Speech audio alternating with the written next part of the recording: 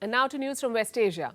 Israel has launched a military operation in Jenin, that's a city in West Bank. And this is not just any other operation, it's one of the biggest that West Bank has seen in the last 20 years. So first, a rundown of what happened. This morning, Israel launched a series of drone attacks. They were targeting an apartment. It's located in the center of Jenin's refugee camp. It first attacked with drones. And then came the ground forces. Soon, the sound of gunfire filled the streets of Jenin.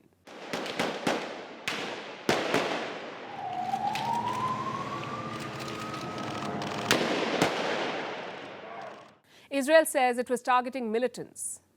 It claims to have struck a command center for a militant group. We are striking the terrorism hub with a great strength. I want to emphasize that we don't have a fight with the Palestinians. Actually, our fight is with the proxies of Iran in our region, which is mainly with the Hamas and the Islamic Jihad. Palestine, on the other hand, calls it a war crime, an attack on defenseless people. Our people will not stand down or surrender. We will remain in confrontation until this criminal occupation is over. The crimes in Jenin, Nablus and Gaza will not bring security to Israel as long as it attacks our people and works against the course of history. 8 people have been killed. The death toll is mounting. 50 others are injured. These are scenes we've seen before in Gaza. But for Jenin, this is the first in 2 decades, the biggest attack since the second intifada, or the second uprising. It started in the city's refugee camp. Around 14,000 people live there. In the last year, it has seen a lot of Israeli raids, but this time, residents say it looks like a real war. What's going on in the refugee camp is real war. There were strikes from the sky targeting the camp.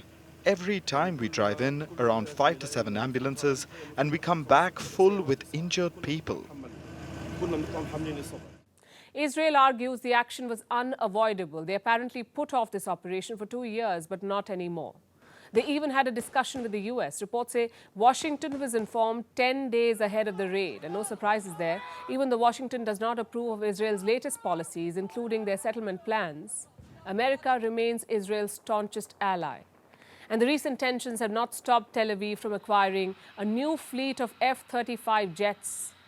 This is the world's most advanced stealth fighter jet. Israel will buy its 3rd fleet from the US. The deal is worth $3 billion, and it will be funded by US military aid.